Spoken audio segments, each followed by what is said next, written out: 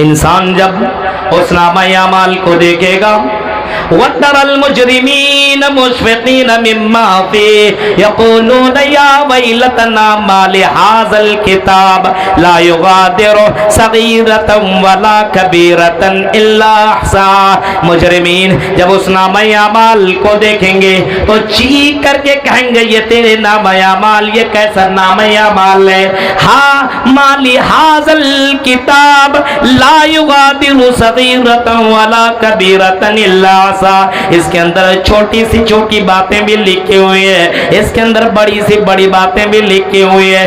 میں نے بند کمرے کے اندر میں نے اس کے ساتھ غلط کیا تھا، میرے بھائی نے نہیں دیکھا، میرے باپ نے نہیں دیکھا، میری ممی اور ڈیڈ نے نہیں دیکھا، لیکن یہ بھی لکھا ہوا ہے۔ میں جلسوں کے اندر جا رہا تھا، میں نے فلاں لڑکی کا ہاتھ پکڑا، وہ بھی تو لکھا ہوا ہے۔ چھوٹی سی چھوٹی باتیں لکھی ہوئی ہیں۔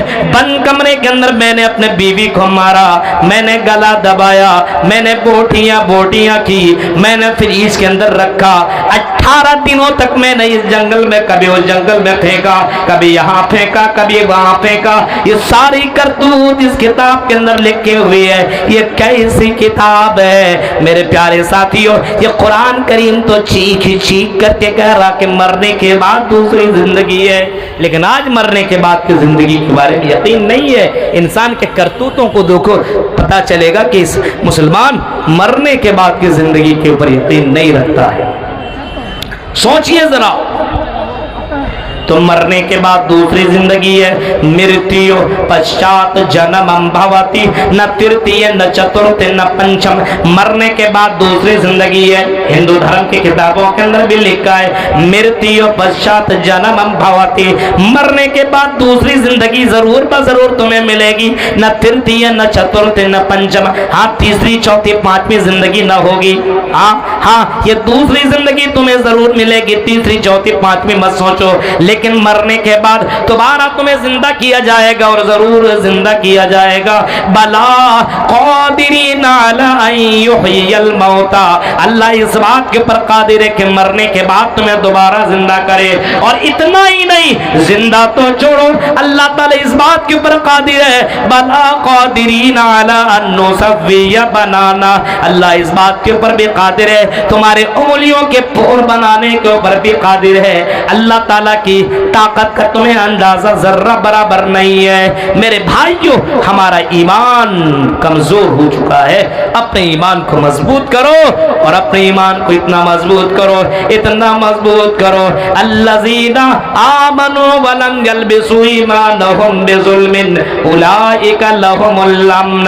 قرآن کہتا ہے الذین آمنوا، جن لوگوں نے ایمان لایا، ولم یلبسوا ایمانہم بظلم، ایمان لانے کے بعد انہوں نے ظلم کو ایمان کے ساتھ نہیں ملایا، یعنی ایمان والے نے شرک کو اپنے ساتھ نہیں ملایا، اللہ کے پر بھروسہ کرتا رہا، توکل کرتا رہا، یقین کرتا رہا۔ اللہ نے بیٹا دیا تب بھی خوش رہا، اللہ نے بیٹی دی تب بھی خوش رہا، اللہ نے اس کی دکان چلی تب بھی خوش رہا، نہ چلی تب بھی خوش رہا، اس اللہ کی حمد و ثنا بیان کرتا رہا۔ دکان کے اندر کسٹمر آتا تھا تب بھی الحمدللہ بولتا تھا، نہیں آتا تھا تب بھی بولتا تھا، اس کو اس بات کے اوپر یقین تھا، وہ جانتا تھا قُلْ لَنْ يُصِيبَنَا إِلَّا مَا كَتَبَ اللَّهُ لَنَا هُوَ مَوْلَانَا، اس کو اس بات کے اوپر یقین تھا، اس کو اس بات کے اوپر گمان تھا، وہ جانتا تھا کہ مرنے کے بعد، وہ جانتا تھا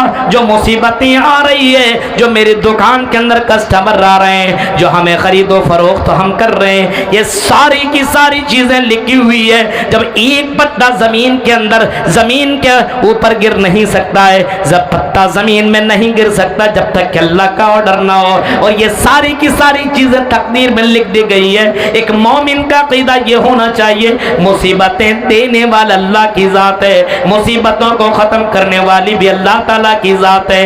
اللہ تعالیٰ جسے چاہے عزت و ذلت دے، عزت دے ذلت دے، اللہم لا مانع لما اعطیت ولا معطی لما منعت ولا ينفع ذل جد منک الجد. یہ فرمائے اللہ کے نبی جناب محمد رسول اللہ نے کہ اللہ تعالیٰ کسی کو کچھ دینا چاہے اور سارے لوگ مل کر کے اس کو روکنا چاہے تو روک بھی نہیں سکتے، اور کسی سے چھین نہ جائے سارے کے سارے لوگ مل کر کے اس کو روکنا چاہے تو اللہ کہتا ہے کہ ہم اگر چھین لیں تو تمام بابا مل کر کے اس کو دینا چاہے تو دے بھی نہیں سکتے. عقیدہ اور ایمان ہونا چاہیے، اتنا پختہ یقین ہونا چاہیے اللہ کی ذات کے اوپر، اتنا یقین ہونا چاہیے. لیکن ایسا ایمان کہاں ہے؟ ایمان کے ساتھ شرک کو ملایا. 1 سال 2 سال 3 سال بچہ نہ ہوا، چلا گیا اس بابا کے پاس، اس چوراہے کے پاس، اس ننگا بابا کے پاس، اس کتا بابا کے پاس، اس گدھا بابا کے پاس، کبھی یہاں بھاگا کبھی وہاں بھاگا. ایمان کو شرک کے ساتھ جوڑ دیا کہ یہاں نہیں مل رہا ہے تو وہاں مل جائے گا. میرے بھائیوں، للہ ملک السماوات والارض یخلق ما یشاء یہب لمن یشاء اناثا ویہب لمن یشاء الذکور. اللہ تعالیٰ بیٹا بیٹی دینے والا ہے. اللہ تعالیٰ جس کو چاہے بیٹا ہی بیٹا دے اور جس کو چاہے تو بیٹیاں ہی بیٹیاں دے اور جسے چاہے تو باجھ رکھ دے اور جسے چاہے دونوں ملا جلا کر کے دے. میرے بھائیوں، اس کے اندر کسی کی شرکت بالکل برداشت اللہ کر ہی نہیں سکتا ہے کہ یہ بھی دیتا وہ بھی دیتا ہے. ایمان کے ساتھ ظلم کو ملانے کا اگر کوئی ملاتا ہے تو میرے بھائیوں پھر یہ بہت بڑا پاپ ہے.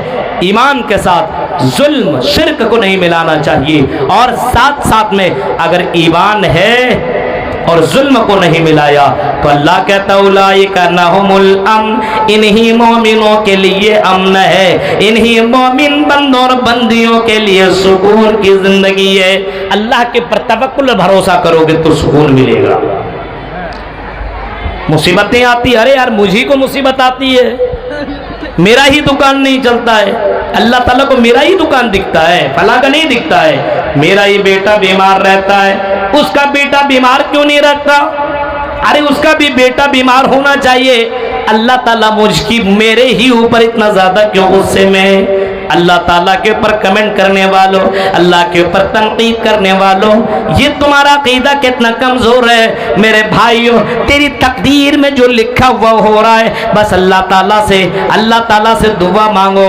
اللہ تبارک و تعالیٰ سے دعا مانگو کہ اللہ ہماری مصیبتوں کو دور کرنے والا تو ہے. ہو سکتا ہے تیری تقدیر میں یہ لکھا ہو کہ یہ بندہ یہ دعا کرے گا، اس کے بعد اس کی مصیبت ختم ہو جائے گی. تقدیر کوئی جانتا ہی نہیں ہے، اس وجہ سے اللہ کی ذات کے اوپر بھروسہ اور اللہ کے تقدیر کے اوپر ایمان اور یقین ہونا چاہیے میرے بھائیوں. لیکن آج مسلمانوں کا ایمان بہت ہی زیادہ کمزور ہو چکا ہے، بہت ہی زیادہ کمزور. آج کسی کو دیکھتا یہ بلڈنگ بنا رہا ہے، اب اپنے آپ کو ٹینشن میں آ گیا. آج مسلمانوں کی کمزوری تو یہی، اور سب سے عجیب و غریب بات تو یہ ہے کہ مسلمان کے خوشی پہ خوش، مسلمان کے دکھ سے کوئی پرابلم نہیں ہے، لیکن کوئی خوش ہے تو بہت پرابلم. یہ بندہ خوش کیوں ہے؟ اس کے گھر کے اندر خوشی کیوں ہے؟ دکھ میں پڑ جائے یہ بس. ارے اللہ تبارک و تعالیٰ کے اوپر یقین ہونا چاہیے، تقدیر کے اوپر ایمان ہونا چاہیے، لیکن آج تقدیر کے اوپر ایمان نہیں ہے. سکون کہاں ملے گا؟ ایمان والے بنو اور تقوی والے بنو. تم بند کمرے میں بھی ڈرو، جنگلوں میں بھی ڈرو، بازاروں کے اندر جاؤ تب بھی ڈرو، دارجلنگ میں جاؤ تب بھی ڈرو، پارکوں میں جاؤ تب بھی ڈرو. کوئی دیکھنے والا نہیں ہے لیکن اللہ تبارک و تعالیٰ دیکھ رہا ہے. اس کا پاور اور اس کی طاقت یہ ہے، عرش کے اوپر ہوتے ہوئے فرش کی تمام چیزوں کی حرکتوں سے واقف ہے، تمام چیزوں کو جاننے والا ہے. اور اتنا پاورفل اللہ تبارک و تعالیٰ، انسان اپنی زبان سے جو کچھ بولتا ہے اس کو بھی اللہ تعالیٰ ریکارڈ کروا رہا ہے. ما یلفظ من قول الا لدیہ رقیب عتید. اللہ کہتا میرے بندوں تیری زبان سے جو بھی باتیں نکلتی ہے ان تمام باتوں کو میں ریکارڈ کر رہا ہوں. اور کہیں اللہ تعالیٰ نے یہ بھی فرمایا یعلم خائنۃ الاعین وما تخفی الصدور. اے میرے بندوں تمہاری آنکھوں کی چوریوں کو بھی میں جانتا ہوں. تم ادھر جھانکتے ہو ادھر جھانکتے ہو، اس کو دیکھتے ہو اس کو دیکھتے ہو، ان تمام حرکتوں کو میں कर रिकॉर्ड कर रहा हूँ और इन तमाम चीजों का जानने वाला हूँ। कहीं यहाँ तक फरमाया इन्नहु अलीमुम बिज़ातिस सुदूर, ऐ मेरे बंदो हम तुम्हारी दिल की धड़कनों को भी जानते हैं। अब ये अल्लाह तबारक व तआला ये सारी चीजें जान रहा है तो उस अल्लाह रब्बुल आलमीन के ऊपर ईमान होना चाहिए और ईमान के साथ साथ डरते रहना चाहिए, तब सुकून आएगा, वरना सुकून जिंदगी में नहीं आ सकता है। सुकून कैसे आएगा, ईमान है ही नहीं। आज हमारा तबका और ये मुस्लिम समाज बुराइयों के अंदर इस तरीके से डूब चुकी है। ये कौम जुल्म करता है लेकिन सोचता नहीं।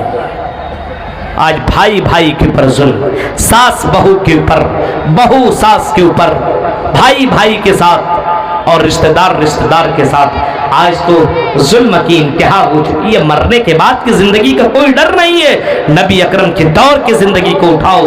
एक सहाबी है हजरत अबू ज़र गफ़ारी, उन्होंने ऐसे ही आज समझ लीजिए गुस्से में बोल दिया हजरत बिलाल को, ऐ काले कलोटे की औलाद।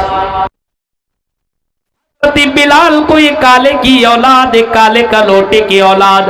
हजरत बिलाल रज़ी अल्लाह ताला अन्हु मोहम्मद रसूलुल्लाह के पास रोते हुए पहुंचते और हजरत नबी अकरम सल्लल्लाहु अलैहि वसल्लम से कहते हैं, अल्लाह के नबी क्या काला होना अल्लाह की नजर में गलत है? क्या काले को अल्लाह ताला पसंद नहीं करता है? क्या गोरे को अल्लाह ताला पसंद करता है? क्या अल्लाह भी अमीर और गरीब देखता है? क्या अल्लाह भी अमीर और गरीब देखता और काला और गोरा देखता है? अल्लाह के नबी मुझे बिलाल ने काले की औलाद कहा है, मुझे काला कहा है। ओ अल्लाह के नबी क्या अल्लाह भी काले गोरे के दरमियान फर्क करता है? अल्लाह के नबी सल्लल्लाहु अलैहि वसल्लम ने फरमाया, ओ लोग अबू ज़र गफ़ारी को बुलाओ। बुलाया गया और अल्लाह के नबी ने फरमाया, ऐ अबू ज़र गफ़ारी तेरे अंदर से अभी तक जहालत नहीं गई है, अभी भी वही जमाना जाहिलियत वाला काम कर रहा है, गलत।